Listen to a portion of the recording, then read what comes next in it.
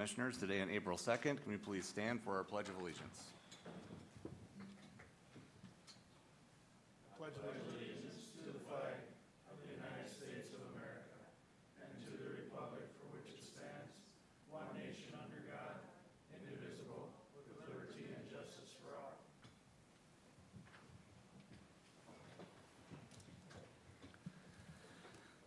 Moving to our consideration of agenda items, we do have two quick changes to place on our agenda. We will be on item 6, we will be removing items B and C.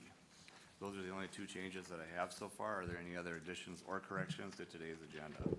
No other changes, Mr. Chair? Move to approve the agenda. Is there a second? Second. We have a motion by Nagel, a second by Kruger to approve today's agenda items with the changes. Is there any discussion? Seeing none, will proceed to vote. All in favor say aye. Aye. Opposed? Motion carries. Moving on to the consent agenda. Any questions on our consent agenda today? Move to approve. Second.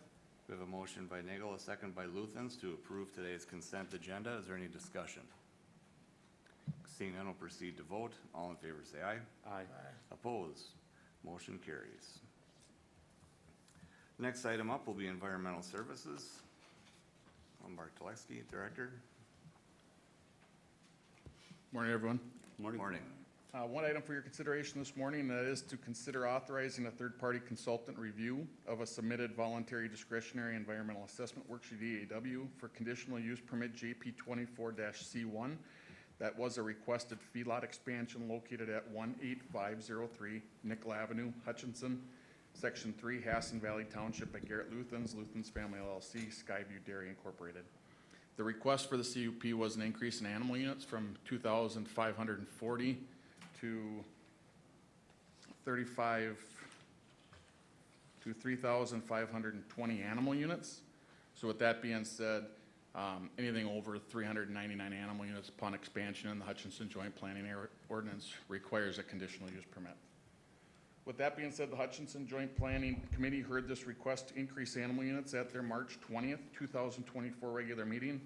A motion was made to table until their June 20th, 2024 meeting with the recommendation that the McLeod County Board of Commissioners require a third-party consultant review of the submitted voluntary discretionary environmental assessment worksheet EAW that has been completed by Skyview Dairy.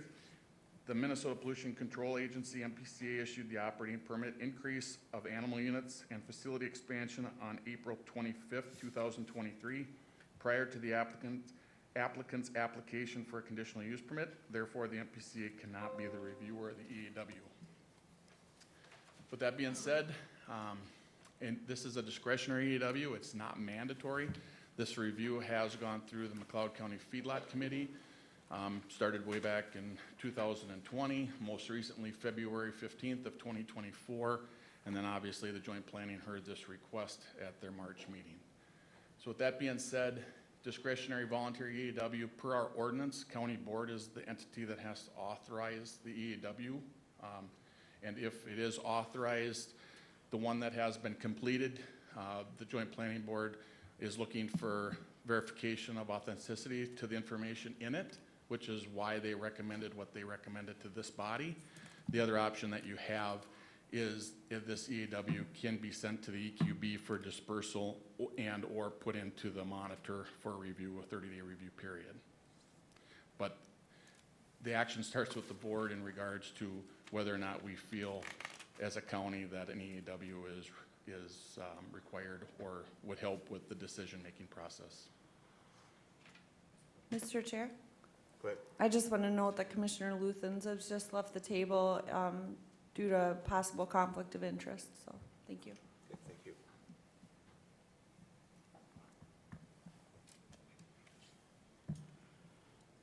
Mr. Chair. Let's go ahead. Mark, can you explain option 2 a little deeper? Toward the end of your talk, you said we had a couple options. So first, can you kind of, bring option 2 back into my view? Absolutely, thank you, Commissioner.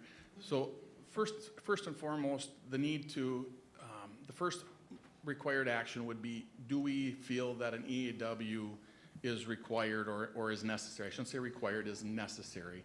to help make this decision. The McLeod County Feedlot Committee recommended that an EAW be done.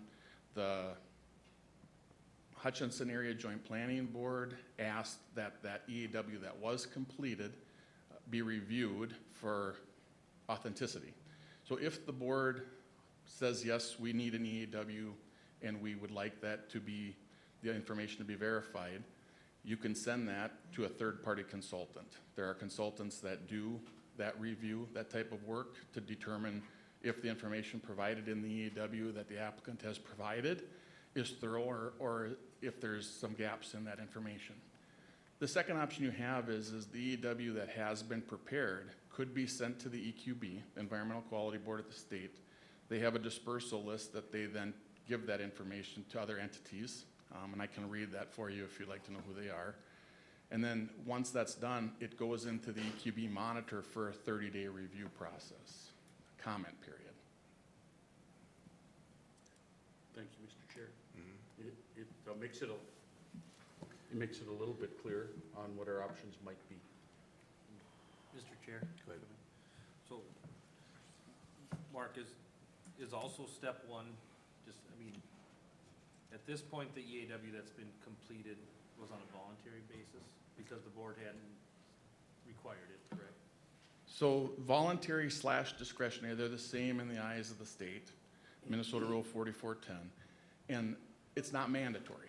So the mandatory threshold for an EAW on a feedlot permit is if it's a new feedlot of 1,000 animal units or more, or if it is an existing feedlot of, and they're expanding by more than 1,000 animal units. So there's no mandatory threshold. So it's voluntary / discretionary, which was asked for by our committee, our review committee, which is our feedlot committee, to be done, and the applicant did submit that. So does the board need to confirm if they are requiring or requesting an EAW in general first, and then step two, if the EAW that's already been completed, if that's sufficient, and then does it get to the two options of, you know, that you started? I'm just trying to make sure that we follow That is along. exactly the way I see it, yeah. Okay. Exactly the way you presented that. Okay. Thank you. Mr. Chair, Go ahead. I don't know, that hinges on my question. Who looked at the one that has been done and determined that it's not, lack of a better word, it's not good enough? So we as staff have reviewed that. Myself, Dan Jokum with the city is here, Tom Dahl, he's the chairman of our joint planning committee. Kevin Lindeman is in the audience as well. He's the chairman of our feedlot committee. There are examples, and I can give you what they look for in regards to an EAW review, but I'm not a soil scientist as staff. I'll use myself as an example, so I can't determine permeability rates in regards to manure application and what that effect would be on groundwater. So that's typically what an environmental consultant would do. They have staff on hand to do that review. So, but, I mean, how did we get here?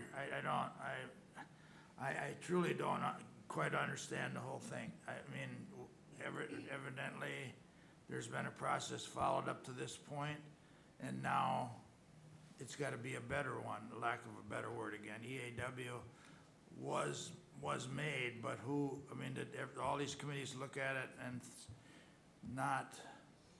we're not satisfied with the one that's provided?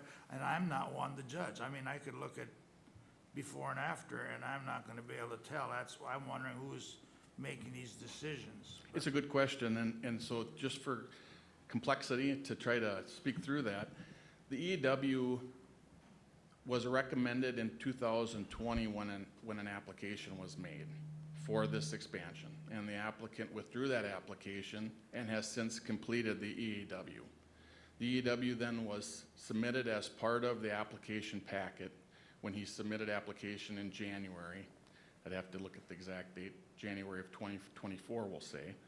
And then that review went to the McLeod County Feedlot Committee, which stated that that EAW should be vetted because we as staff, the board members, had some, I don't want to say their concerns, they just wanted to know that the information provided was thorough. And so with that being said, the applicant, I had conversations with the applicant, And you as a county board are the entity by ordinance that has the authority to order whether or not that EAW is needed. So one was voluntary. Under the initial application that was made in 2020, it never came to the county board. The application was withdrawn after the feedlot committee. So with that requirement, that EAW then was done and submitted with this application. And after the feedlot committee, if we would not have taken that to the joint planning board, the request for that EAW would have come to the county board asking, should this or should this not be done? Do you feel that there's a need for this to be done based on location and size and scope and operation? And there's multiple factors that go into whether or not an EAW should be done. So I don't know if I answered your question Well, specifically. you did kind of, Mark, thanks, but, and again, I'm gonna I'd like to hear from the different, what triggered it, cause I'm having trouble with mandatory and voluntary. Once we make a decision, it's mandatory. Then it's no longer voluntary anymore. That is correct. So if you're saying that yes, an EAW is needed to make the decision in regards to this particular conditional use permit expansion, then whether it's reviewed by a third party or not, if you're saying one is needed, which has been done, it has to go to the EQB for review. Okay, yeah, cause I'm thinking, I'm not taking it lightly, cause it sets precedence as well. If we're gonna start, there could be something else coming, and we have to make sure that we're doing consistently whatever it is we're doing here, I'd like to hear, I'm just a little short on history on how it advanced. I don't have a problem with it, but we have to set a precedence of one kind or another. Yeah, Mr. Chair. go ahead. Still trying to follow the timeline here. So the feedlot committee reviewed it and asked for the EAW to be reviewed by a third party or go to the comment period? Or both? Reviewed by a third party. All right.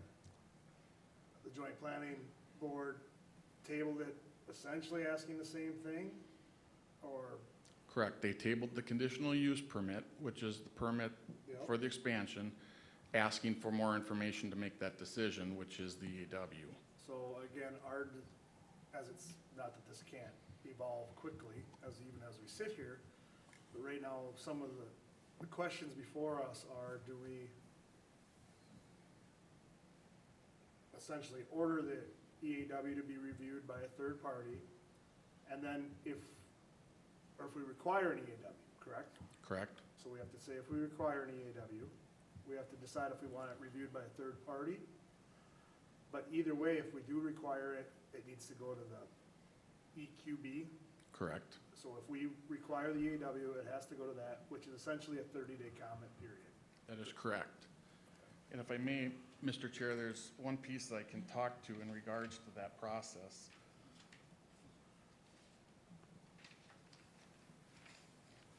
So Minnesota Rule 4410.1200 EAW content. The EAW shall address at least the following major categories in the form provided on the worksheet. This is information that the applicant asked for me to look into in regards to content prior to today's meeting. So A, identification including project name, project proposer, and project location. B, procedural details including identification of the RGU, Regulatory Government Unit, EAW contact person, and instructions for interested persons wishing to submit comments. C, description of the project, the purpose of the project, methods of construction, quantification of physical characteristics and impacts, project site description, and land use and physical features of the surrounding area. D, resource protection measures that have been incorporated into the project design. E, major issues sections identifying potential environmental impacts and issues that may require further investigation before the project is commenced, including identification of cumulative potential effects. F, known governmental approvals, reviews, or financing required, applied for, or anticipated, and the status of any application made, including permit conditions that may have been ordered or are being considered. G, if the project will be carried out by a governmental unit, a brief explanation of the need for the project and an identification of those who will benefit from the project. And H, an assessment of the compatibility of the project with approved plans of local units of government. That's the content, how to rule. And then if, not if the county board authorizes the need for an EAW, it goes to the EQB, and Minnesota Rule 4410.1500, publishing and distribution EAW. An RGU shall provide one copy of the EAW to the EQB staff within 5 days after the RGU approves the EAW. This copy shall serve as notification to the EQB staff to publish the notice of availability of the EAW in the EQB monitor. At the time of submission of the EAW to the EQB staff, the RGU shall also submit one copy of the EAW to, number 1, each member of the EQB, 2, the proposer of the project, 3, the U.S. Corps of Engineers, 4, the U.S. Environmental Protection Agency, 5, the U.S. Fish and Wildlife Service, 6, the State Historical Society, 7, the State Archaeologist, 8, the Indian Affairs Council, number 9, the Environmental Conservation Library, number 10, Regional Development Commission and Regional Development Library for the region of this project site, number 11, any government unit within the project will take place, number 12, the representative of any petitioner pursuant to Minnesota Rule 4410, 13, any person upon written request. So that's the distribution list once it hits the EQB. I apologize for the length of that. Just wanted to make sure that I was thorough. Mr. Chair, I'm still having trouble understanding the difference between mandatory and volunteer. I mean, evidently, whether it's clever or whether it isn't, the company is under the guidelines of having to do an EAW. Is that right? I mean, this is just added on to. I mean, I'm having trouble going from voluntary to mandatory. So the mandatory piece is if the governing body feels that there are impacts due to the increase or the, the intensified use piece, if the board feels or the body feels, and in this particular case, it's your advisory boards, feeling that there's a need for more thorough information to make that decision, to give a recommendation. Okay, and our boards have? Is that what you're saying? Yes, our feedlot committee has, our joint planning board has, but you are the authority. Mr. Chair? Mark, having a third-party review, what kind of timeline would be applicable as far as the completion of it from today until it's been vetted? I can't answer that. I don't know. Speaking with various consultants, the review that's been done, they would have to look at that. The EAW that's been done, it would be a matter of them going through that EAW and comparing it to site conditions to determine, if there would be more information needed in regards to that. So to answer that question, I know typically when an EAW gets done, I've only been through one other EAW as a staff member of the county. If the applicant works with the consultant and the consultant has adequate time to prepare that, typically they can be done fairly quick, 3 to 6 months, maybe longer. But again, I don't want to speak for them because it depends on what information they unearth and if there's more level of detail that's needed for a specific area. Thank you, Mark. Mr. Chair, that's kind of what I was getting at. I was looking at, are we talking about 2 months or 2 years here?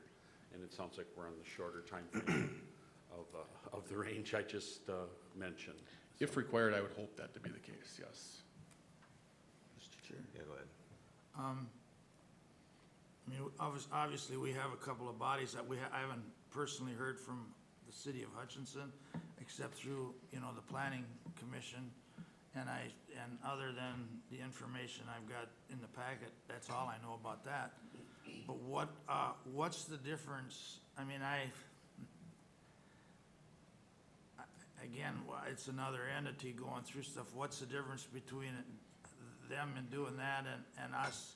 Maybe it's a Ryan question, and us actually having a hearing and having that public input on our own before we decide. And I'm not trying to get too far out in the weeds, just that does the EAW or whoever does this then claim any responsibility for making sure their work is right? Or, I mean, it still comes back to us at the end of the day, right? As far as the approval of the EAW, it does, because you are the RGU. Typically on a feedlot expansion, MPCA is the reviewer. Because they've already issued the operation permit for the expansion, they exempted themselves from doing that. So with that being said, it's a third party that looks at authenticity and then it sends it to the EQB. But yes, that information does come back to you to accept that information as accurate, or if there's still more concerns prior to making a decision on that conditional use permit. So other than looking for the accuracy of the EAW that has been presented, there's no other real questions? I have had no impacts submitted to me, concerns from the area. And again, I don't want to speak for the committees that are here today. I think, obviously, being that it's in the joint planning area, which is a 2-mile radius that surrounds the city of Hutchinson, it's 5,066 feet from the closest municipal boundary. I would assume, and I shouldn't do that, but I would assume as staff that that probably has something to do with the discussion at both bodies.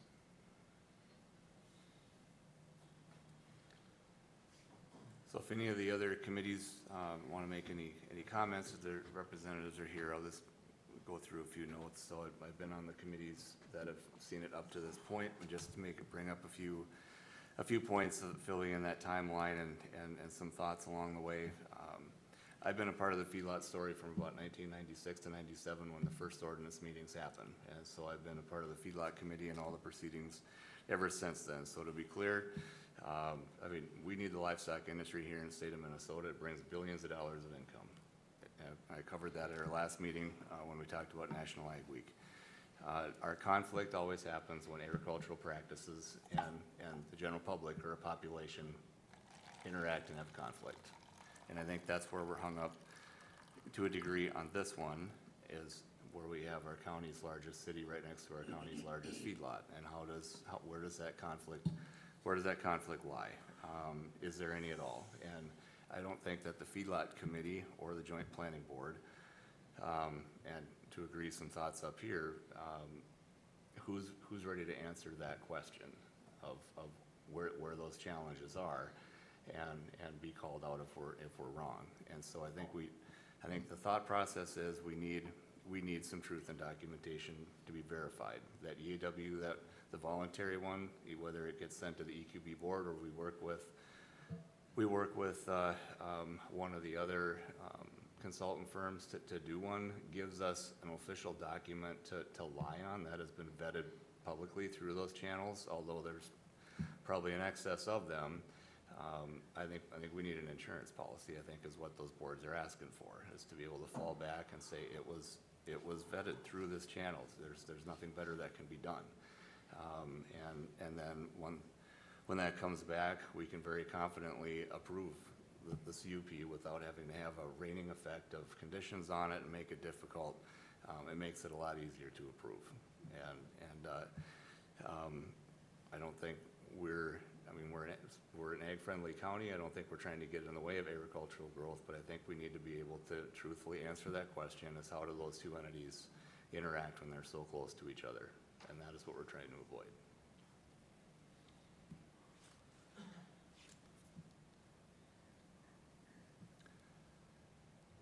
And when they don't interact well, to be quite honest, that's how rules are getting made, and as a farmer myself, we don't need any more rules. So this is one of those steps we can do to locally, as we're here for a zoning matter, locally make sure that doesn't happen. Mr. Chair, Go ahead. if they're willing, I'd like to hear from the entities affected, they're the committees and City of Hutch, kind of what their thought process is on it, if they're willing to come up. If anybody wants a statement from anyone? I would too, thanks. Good morning, Mr. Chairman, Commissioners. Dan Jolkum, Planning Director, City of Hutchinson. Here as a staff member for the city, and then also sit on the Joint Planning Board as a staff member with Mark. From the city's perspective, I think it would be fair to say that we would like to see a review, just to kind of go and see what maybe the impacts are. I think the applicant's done a good job in working with Centrisota to put the EAW together.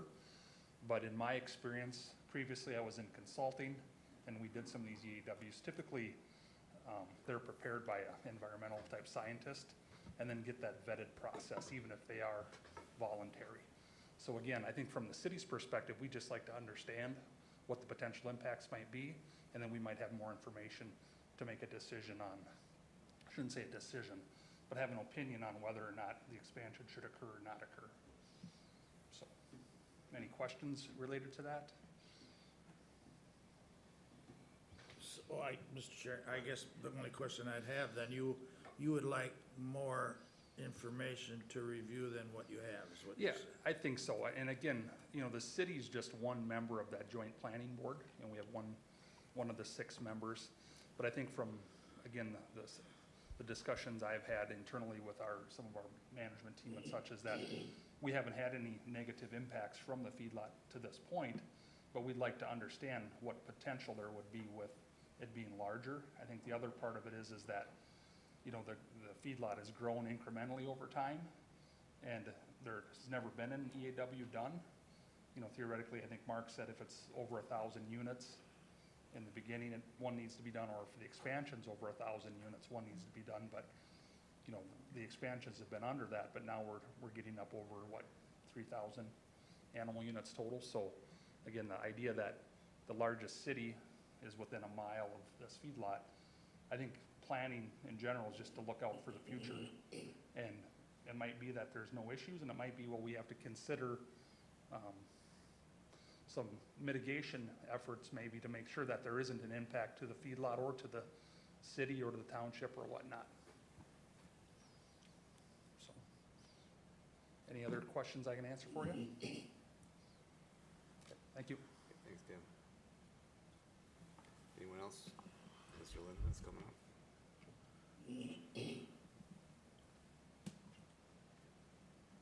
Morning. Morning. Kevin Lindeman from the Feedlot Committee. When we've been talking about this since 2020 already, and and I know the Luthans were very good about volunteering and doing the EEW program and getting it in front of us here. It kind of, part that disturbed me a little bit was MPCA issued the permit, and now they won't review the EAW for us. So, you know, what are they, washing their hands of this, Mark, or? Exempting themselves, I guess. So that kind of is a little bit, was a little bit hard for us to try and make a decision on that through the board. But location. I think that's probably the biggest thing. The townships, it's important that the township get involved, I think, and I think they maybe are a little bit with some concerns, roads, all this stuff. But like I said, I don't think we haven't had a lot of issues or any issues with the Luthans out there as far as following everything that they're doing. The review, maybe internally, I don't think we can do it again, but if we can find somebody that could do this and just give us an overview, I don't think we got to put it into any law or anything for the county. Just get a review, being it is a voluntary thing. So appreciate that they did this. I know there's a pretty large report, so, but any questions? Okay. Thank you. Yep, thanks, Kevin.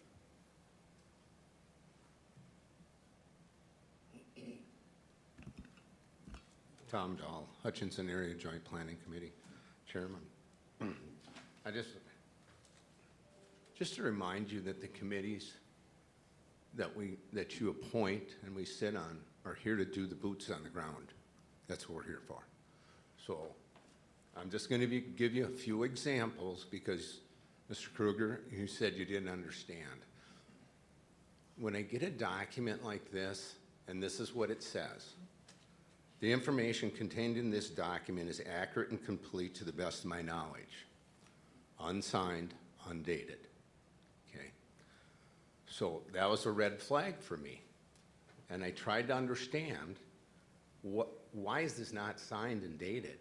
Who reviewed it? Who's the person with the credentials that can do this? And it wasn't done. And then somehow we're using this word voluntary. And to me, it's like, whether it's voluntary or not, it still needs to be certified so that I know that it's accurate and correct. I brought this up when Garrett was at the meeting, and I showed him, and I'm going to show you. I have several items that are marked on this document, okay? Each page, and I'll just go to one page. 4 items on one page I got questions on. Another one, just 1, another one 3, another one 4, another one 8. I'm the committee that's supposed to be doing the boots on the ground, and I got so many questions on the document that aren't answered. To be fair, when Garrett was in front of us, I showed him this and explained this to him at the public meeting. I've not had any conversations with him as to the concerns that I flagged there. Mr. Jocham and Mr. Telecki have both talked to me about the concerns that I had flagged. So I'm going to give you an example. You said this is true and accurate to the best of their knowledge. Quantities of manure generated total, 19,188,674 gallons. Next statement. That was by species 1. Species 2, 191,881,674. I think we need to know the difference between 19 million and 191 million gallons. There's lots of stuff in this document that I think are inaccurate or mistyped or not fully understood how to answer. I see a lot of NA, not applicable. I'm going to give you an example. Doesn't interfere with any other expansion plans or anything, but yet Mr. Jocham from the city invited us, Hutch Joint Planning, to their planning sessions at the city, and I'm fully aware of their 5-year plan. So I just think it needs to be reviewed and signed off by somebody that's accredited, or reviewed for 30 days by people that are experts. We are not. Thank you. Thank you, Tom. Is there anyone else that wishes to approach the board?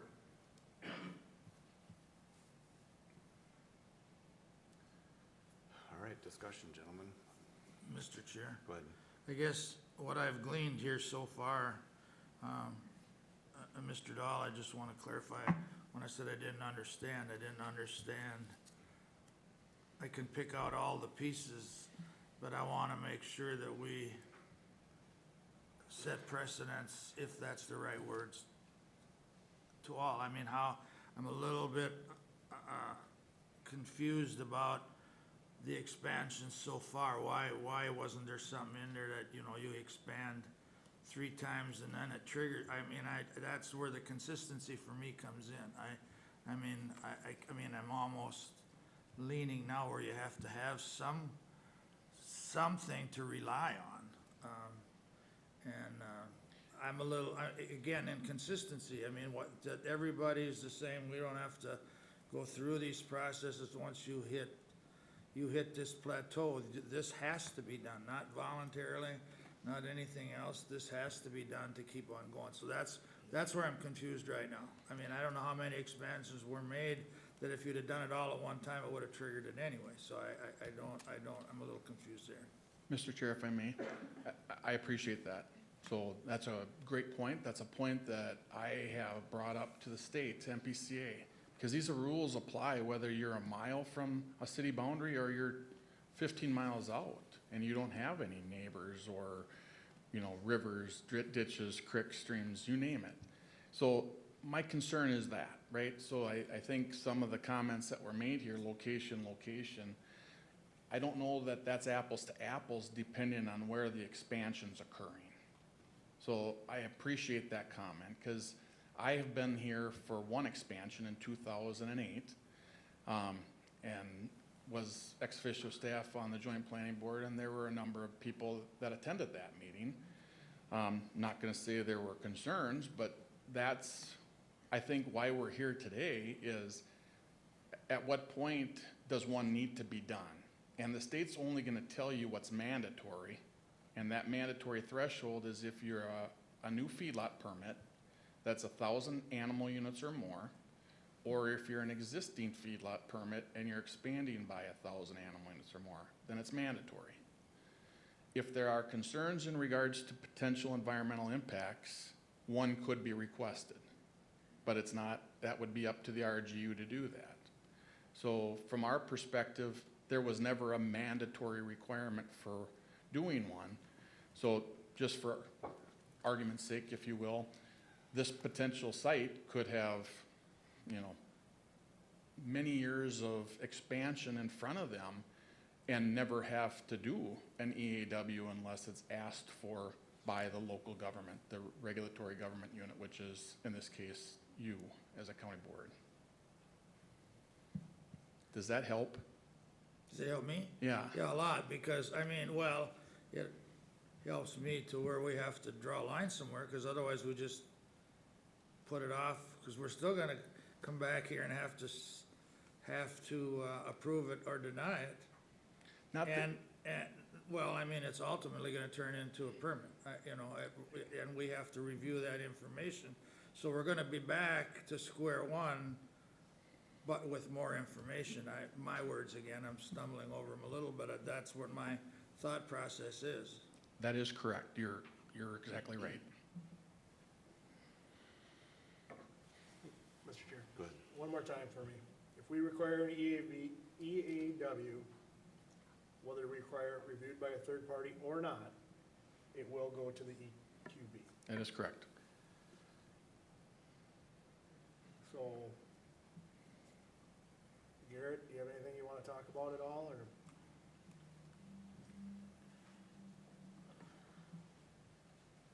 To make the main point of why we started with MPCA, we follow more regulations and no disservice to Lucky's office. We have to go through many more permits with them. I explained that to the Joint Planning Board. So if we were not gonna be able to get a permit, I'm gonna start with the state. They regulate everything. Water, even our air emissions, we have to call that in when we start pumping, we have to let them know. To give you an example. So that is the reason. I believe Commissioner Kruger said if this is some runaround game, no. It's 900 animal units, 700 cows, it's just what it is. If we melt those little brown things, it had only been 700 animal units. So, again, this is not to get around any rule. This is where I start with MPCA because we worked with them for quite a while. And I'm gonna go to them first. And it's been pretty clear that they can require an EAW too for just the permit if there's a petition. So we've advertised this quite a bit. And I'm not dismissing a public concern. I believe what Commissioner Wright brought up, but there's not been anything people showing up for. So I do appreciate it, but just so we set the record straight, I started with the state of Minnesota on purpose because they're gonna give me the guidelines on what I can and can't do there. That has come to you guys to see if I can get the condition, the permit to do it. That's it, thanks. Thank you. Thank you. Mr. Chair. Go ahead. We've, to Mr. Dahl's point, we do rely on these committees to, steal your words, to be the boots on the ground and go through this. Sure, there's been times that we've deviated from their recommendations, but we've had reasons why to do that. And I guess I don't see that we have that today. So I'm gonna move, we'll see where it goes. I'm gonna move that an EAW be required with a third-party review. That's my motion. Okay. Mark, is that motion clear enough in the expectations? Yes, thank you. Is there a second? Is there a second? I'll second the motion to get into discussion. I was just about to, I need discussion, is there any way a guy can expedite that? I mean, can we look at these people that review this and make sure they don't drag it out for a long period of time? So as staff, I would work with the applicant, and my review is, I've got 5 consultants, just to name a few: ISG out of Mankato, Widseth out of Mankato, Bar Engineering out of Minneapolis, WSB out of Minneapolis, EOR out of St. Paul. I would work with the applicant on choosing a third party for review. And then we would send that to that third party for review to give clear expectations in regards to what's being asked. So in regards to a timeline, I as staff would agree, based on the tabling of the conditional use permit to June for joint planning, that we do everything in our power to try to meet that timeline. Mr. Chair. Where I'm at with this is, I want to make sure we're taking the proper steps. I want to make sure we have a transparent process in place. I regret that, we have to do a little extra, or a lot extra, I guess, if you want to characterize it, with the independent review. But I think we need to do that for the protection of the county, the board that I represent, and also for the protection of the family involved. And so that's where I'm at, and that's why I think we have to play it out to make sure that we have the data, we have the input, so that when it does come before us again, we have the comfort, to act on the request. So I'll be supportive of the motion based on that. Okay. Any further discussion? Mr. Chair? Go ahead. So again, tell me the process when this goes, if in fact we do require this EAW, does it come back to you and these committees? Because that holds a lot of faith for me. I'd like to make sure our committees are able and educating themselves on the process. So it goes back to them and then comes back to us. If it doesn't just come back to us and we bypass everything that we've done so far, does it? What I'd like to do, if it pleases the board, is once that information comes back, we will forward that back to the Joint Planning Board for a recommendation. We will also forward that information to the Feedlot Committee, but I would also forward that to the county board, and we could do that via workshop prior to the recommendation coming from those bodies. Well, I think that's a good idea. I mean, if we're gonna take that route, but, and another thing, I didn't mean, I'm not vested in this other than a county commissioner and like to see the dairy. I mean, it's obviously important to agriculture and to our county. It's unfortunate where everything lies as location. However, when my comment earlier was, I didn't mean it clever in a bad way. I mean clever in the rules that were made. I was having a problem because the dairy was following all the rules, but that maybe the right word was a loophole. I mean, it was kind of a loophole that I think we should take under consideration. Excuse me, that doesn't happen again, that we don't have to go, I'd have done the same thing. I mean, there's no doubt about it, I'd have done the same thing, but, Mr. Chair, if I may, just to comment on that. I appreciate that as well. So I don't think anybody's here saying that there's been anything egregiously done wrong and that there are any concerns. The matter of the fact is to help make this decision moving forward with the intensification of the use. That's what we're asking for the review as a body, Joint Planning Board, Feedlot Committee, and I'm speaking on behalf of them now. That's why that is being asked for, because they just want to be assured before they send a recommendation to you that they've thoroughly vetted that with information that they feel comfortable with. because for the most part of the people that I've talked to since being a commissioner, or maybe even a little before, any issues with the dairy, I'm a farm boy, so, I mean, it smells like money to me, it doesn't smell bad, so, but at any rate, what I do know about the dairy, any issues that came up, they have seemed to address them, and I've had some follow-up, whether it was by, land to end some conflicts. Whatever the thing was, I heard for the most part, nothing but good that way, so I don't want to confuse it, cloud up that issue, but. Thank you. Any further discussion? Seeing none, we'll proceed to vote. We do have a motion. Yep. Just a minute, Darrell. Oh. Yeah, do we have a portable mic? Can you get him a mic? Thank you. I have a little problem trying to understand what we're doing here. MPCA is 22 pages, and we have a signed agreement with the MPCA, the state of Minnesota. So I don't know what the EAW was gonna do extra. I read that thing 3 times. I think we're asking for something not needed. And secondly, it wasn't done in a timely manner. The order of things being done, it was asked to do an EAW, but nobody in the county can address it, analyze it, and they didn't say that. So did we say that 2 years ago with the EAW to have a third party? At that time, going back, I'd have to look at the feedlot minutes. I don't believe we did, no. And I think part of the problem with that is it was assumed that it would be done by a third party, not by the entity, not by the applicant.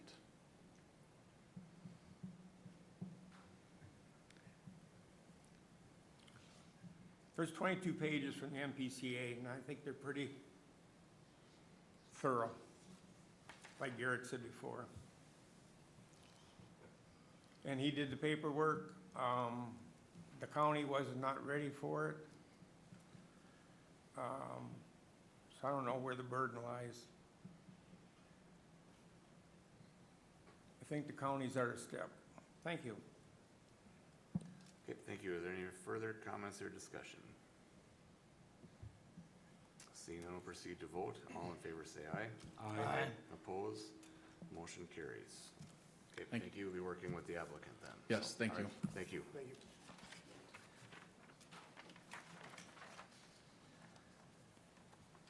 Okay, we'll be moving on to our next item of business. Daryl, did you want to come back up, or did you want to just stay down there?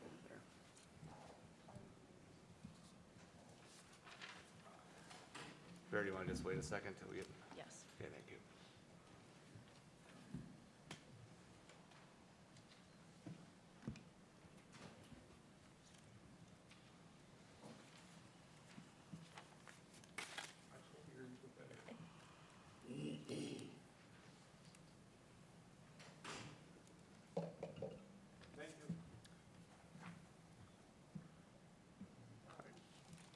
Thanks, Barry. Go ahead.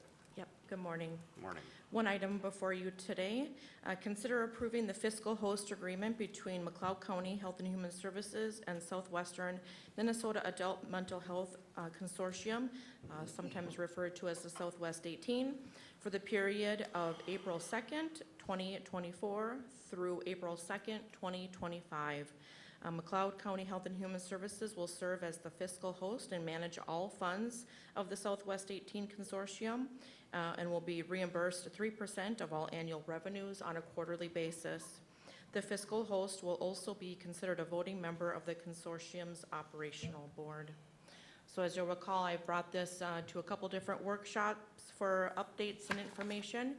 We are at a good place where our county attorney's office has reviewed, the attorney at Southwest 18 has reviewed, and agreed on the agreement together.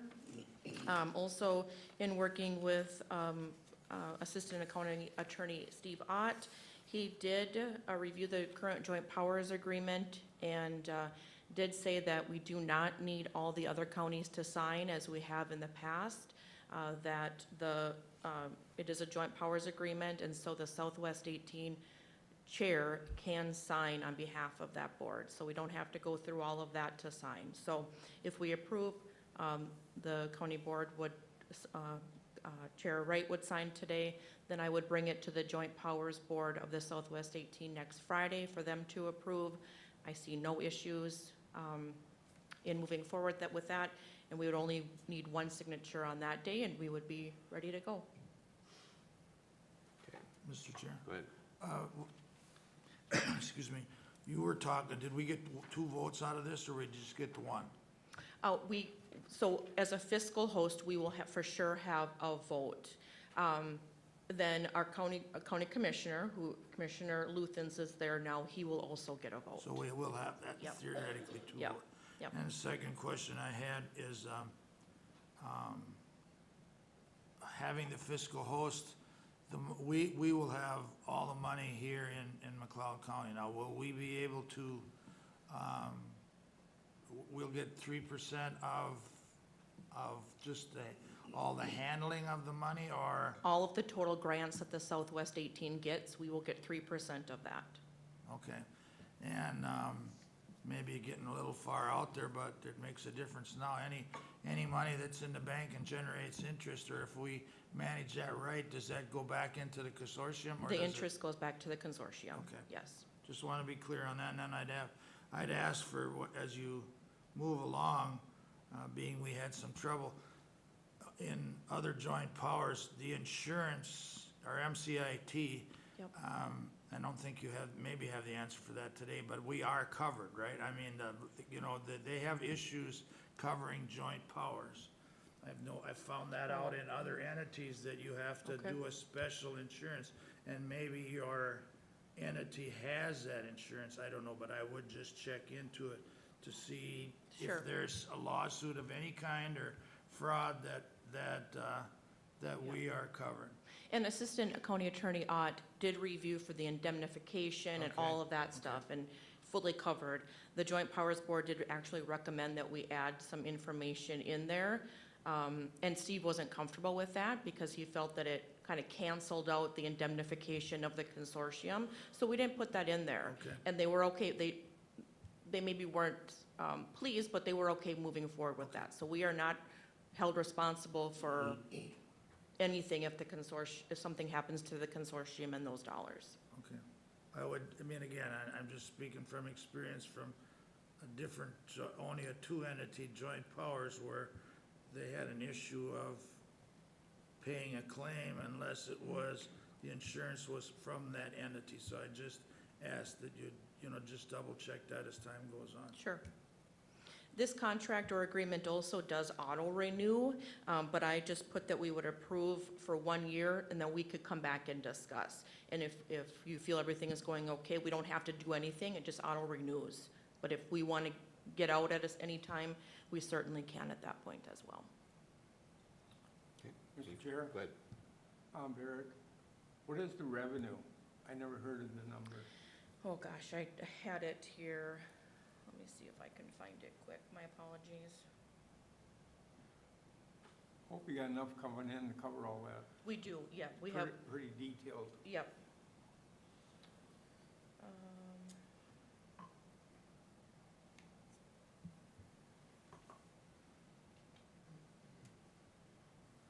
Well, again, I think you're covering, we don't have to go, by being fiscal host, if it's anything like anything else, we don't go into our funds to make their No. checks good. So No.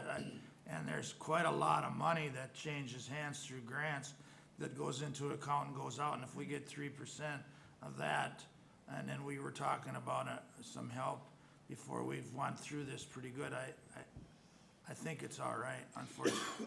Yeah, I apologize. I don't have that number on hand, but I do know that it was enough to, as you recall, we brought an accounting tech up to full-time. So to cover that, plus our fiscal officer Emily's salary to do that, plus additional extra. So it does cover the cost of us performing the tasks plus. Mr. Chair? Go ahead. I'll move request as presented. Okay, we do have a motion to approve. Is there a second? Second. We have a motion by Schmalz, a second by Luthens, to consider approving the fiscal host agreement between McLeod County Health and Human Services and the Southwestern Minnesota Adult Mental Health Consortium. Is there any further discussion? Seeing none, we'll proceed to vote. All in favor say aye. Aye. Opposed, motion carries. Thank you. Thank you. Just want to mention that this week is National Public Health Week as well. So if you know someone in public health or have a family member, public health, reach out and tell them thank you. Okay, Thank you. Public Works, Andrew. Good morning. Morning. Item A, please consider approving a quote for a new Trimble R12i GPS and TSC7 controller from Frontier Precision for a cost of $45,660.51 plus applicable taxes and shipping with funds from the highway construction budget. Public Works engineering staff utilizes its current GPS daily on construction sites for topographic surveys and construction documentation. Right now, staff, we are utilizing one unit, and when we have multiple projects going on or multiple people on the project, we're spending a lot of time and resources shuttling that unit back and forth for different staking and documentation needs.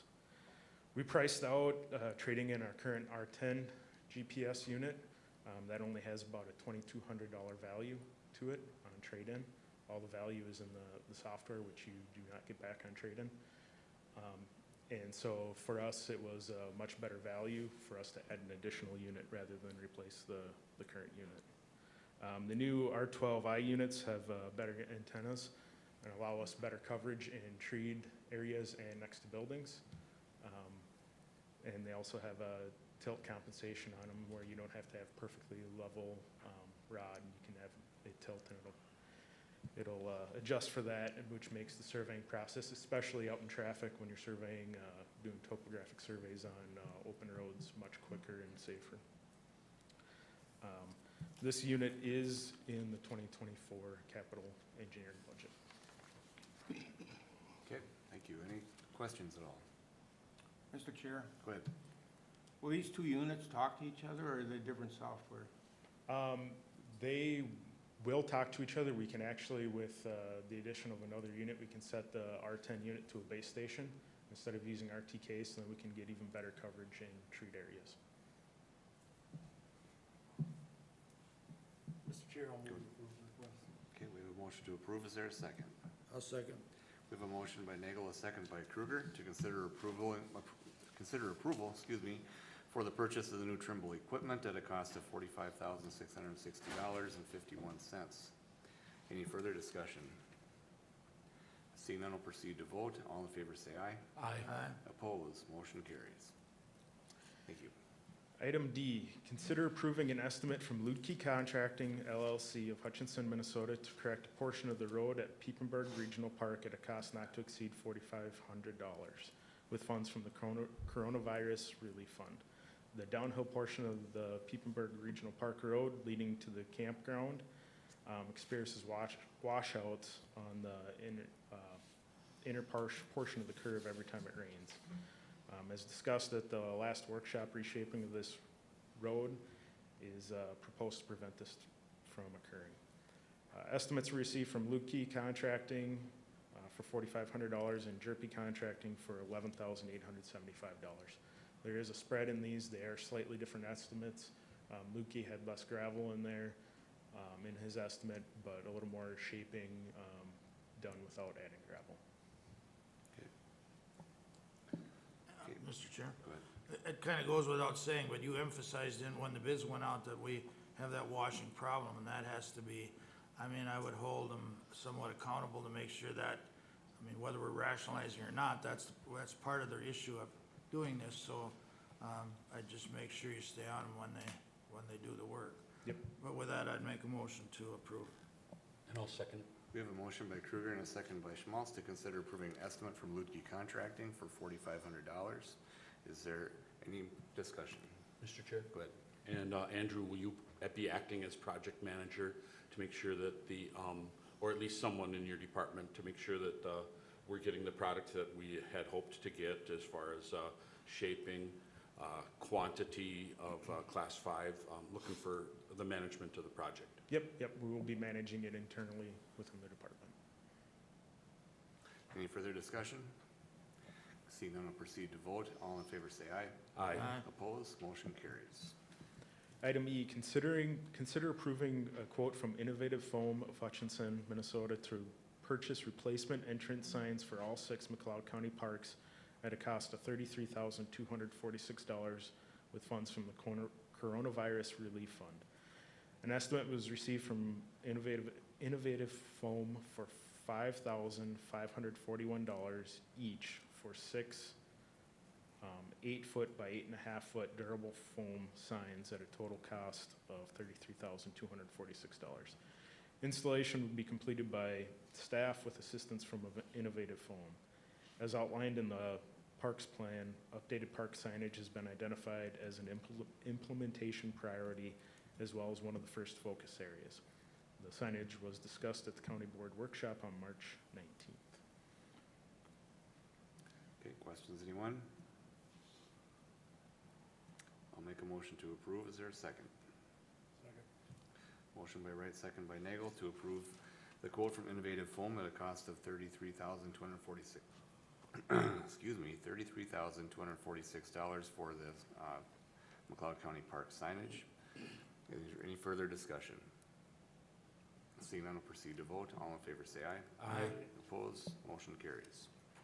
Item F, consider approving Public Works staff to purchase materials necessary to install the new signs at McLeod County Parks for a cost not to exceed $6,754 with funds from the Coronavirus Relief Fund. This would be the posts and the concrete to put the signs on the ground. Move to approve. We have a motion, is there a second? A second. We have a motion by Nagel, a second by Kruger to consider approving the purchase of the materials necessary for signs at a not to exceed $6,700 and, excuse me, $6,754. Any further discussion? Andrew, is there gonna be any thought of solar lights, or there's no electricity out to the signs, or do we think vandalism is foolish, or what do you think? We're looking into it at this point. We have thought about vandalism. A couple of the parks have a street light out at the entrance. Others don't. So we're putting that all together with the landscaping portion that will be done with the existing parks budget. Thank you. Any further discussion? Seeing none, we'll proceed to vote. All in favor say aye. Aye. Opposed, motion carries. Thank you. Okay, thank you. Next up will be our calendar. Commissioner Nagel? Yes, after last board meeting, our workshop, Andrew referenced that we focused on reviewing our parks plan, which I think was excellently presented. And we went through trying to identify the priorities, which I think we saw some today. We'll see more with the meetings to come, correct? All right. The other meeting that I'll bring in is I served in my alternate role at the Trailblazer meeting. Daryl, I'm glad you're back. I attended that. It was a great meeting, chaired by our own Doug Kruger. It just was enlightening again. I served on that board for whatever it was, 8 years, and going back, just kind of some of the same issues that are always there. Driver shortages, really focused on kind of the infrastructure, meaning the buses and what we need to serve the public and go through there, determine the cost share throughout that meeting. But just there's a lot going on there, and if anybody ever has questions about that, please let us know, because it is a complex organization. I'll let Doug dive into it more if he chooses, but that'll be enough for me today. Okay. Since our last workshop, joint planning meeting met, I think our main topic was here this morning. Last week, we had a joint ditch meeting between all of the bordering counties here with their commissioners and ditch inspectors as we talked over different policies and ditch projects. Also part of a committee extension meeting as well last week, just to select some of our outstanding citizens for some awards. And we'll let her go with that. Thank you, Mr. Chair. But since the last meeting, it hasn't been covered, not Joe covered most of what's at Trailblazer. I mean, we have a number of issues there with, well, mainly with the high costs of equipment and buses, and we're behind in buses, and we are getting a couple new ones now supposedly. We had to rework the contracts, which I'm not too happy about, but again, like Commissioner Nagel said, it's an ongoing thing, and we can do the best we can do with what the state gives us the money for. As far as our cost shares, we're doing real good managing the actual pocket costs from our counties. On the 25th, I had a Mid-Minnesota Development Committee Annual Transportation Meeting on District 8. We reviewed, I believe, would be 25, our future plans for housing, or for highway improvements, such as some of the 15 roundabout, locally it would be the bridge by Plato on 212, a number of items like that. We did not review this year's construction work. Did talk a little bit about the roundabout at Morningside, but that wasn't in this meeting. We Commissioner Wright and myself went to, and Andrew went to, or they invited me along to the Penn Township Board. We did talk a little transportation funding and some drainage issues there. It was a good meeting. A number of people attended. On the 29th, I had agenda review plus the joint ditch annual meeting that Commissioner Wright talked about. On Monday, I had yesterday I had MRC board meeting. Again, reviewing our priorities in the legislature, and personally, there's some things moving along, but I'm basically holding my breath for what the omnibus bills are gonna have in them. I'm kinda scared that a lot of our planning was for naught, but that's my pessimistic view. So with that, I guess, that brings me to, I skipped HRA. I had HRA on Wednesday, I believe it was the 27th. We discussed there about housing, the need for adequate or lower income housing, and obviously the costs and the monies available for that, and probably more to come. Liz was Danielson, our economic development supervisor. She was also there, and I'm glad she's there. We're comparing. We've got a lot of the same grants to look at, and I believe it's an important thing. We have some insurance money, and we got some money from the fund for what's the right word? I'm missing it. Our COVID relief money that we have used. That we had some left over from the furnaces in the air to with that and the insurance money on the roofs to re-roof a number of our homes. So that gives us quite a boost. So we don't have to raise the rent. I guess with that, I'm done. Go ahead, Commissioner. Thank you, Commissioner Kruger, and thank you for covering my UCAP Joint I Powers forgot Board that. meeting for me on Thursday, the 21st as well. It was a Zoom meeting, and I appreciate your help with covering that meeting for me. And Commissioner, I apologize for skipping it on here, it's on my other page, but it was a good meeting. I mean, there's some questions that I had, and they were with the number of people that were handling, and I had some questions that they were very gracious to answer, and went past them, and I think they're doing all right. All right, thank you. So, and then on Friday, the 22nd, I actually had a Zoom meeting with the director of UCAP. We're looking at a Head Start program here in McLeod County, and the feasibility of having a program. So there's we're working on it. It's in its infant stages. There's a discussion taking place. Last week, on the 26th, Tuesday, I had a CHB, Community Health Board, Executive Board Zoom meeting. And following that meeting, I had a Wellbeing Committee Zoom meeting that afternoon.